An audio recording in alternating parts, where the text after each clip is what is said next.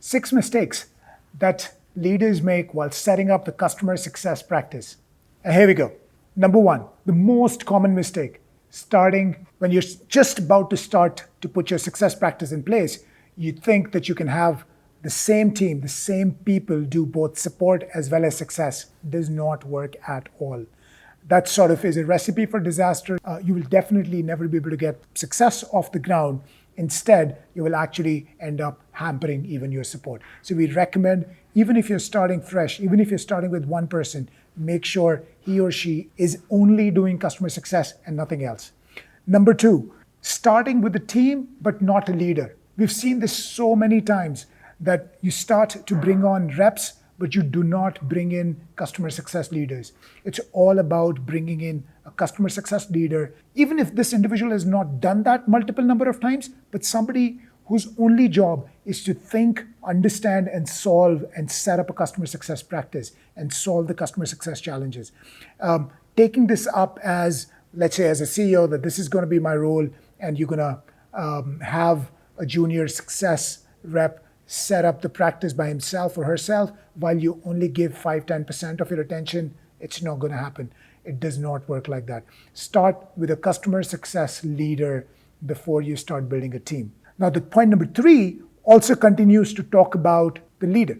Not about the leader, but the leader is the solution again.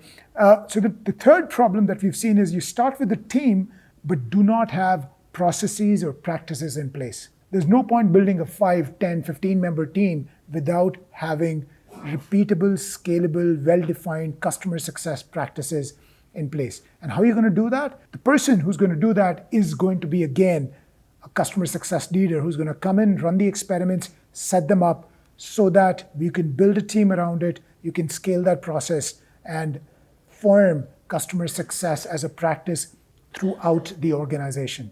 That's number 3. Do not start to, in fact, scale customer success without having firm processes and practice. Number 4. Now, this is a little advanced, and even seasoned customer success leaders and even seasoned customer success, or rather SaaS leaders, can drive their success team to make these mistakes.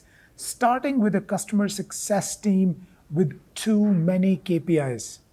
Yes, we all know all teams, all initiatives should have goals, but putting all your goals in the first quarter, first year, and setting those expectations can be too much. For example, let's say we've seen organizations setting up goals around onboarding, setting up goals around logo retention, MRR retention, upsell, logo upsell, MRR growth rate, and advocacy and whatnot. That's too long a list. Don't start with all of these on day 0. Yes, we all want to get there, and I'm sure you will too. But chasing all those KPIs on day 0, or even in the first quarter, or frankly, even in the first year, it's too much. Start with the number 1 problem and scale from there onwards. You don't want to overwhelm your leader. Don't set up your leaders and your teams to failure. Number 5, setting up over-ambitious timelines. It sort of connects with the first one, setting up all these goals. Let's take an example of onboarding itself. You want onboarding to be fixed, 1-month timeline. Not going to happen.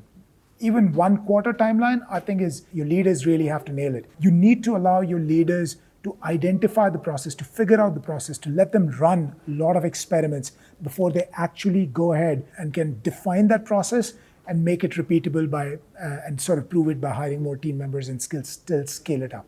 So make sure you limit the goals and also allow for long enough timelines.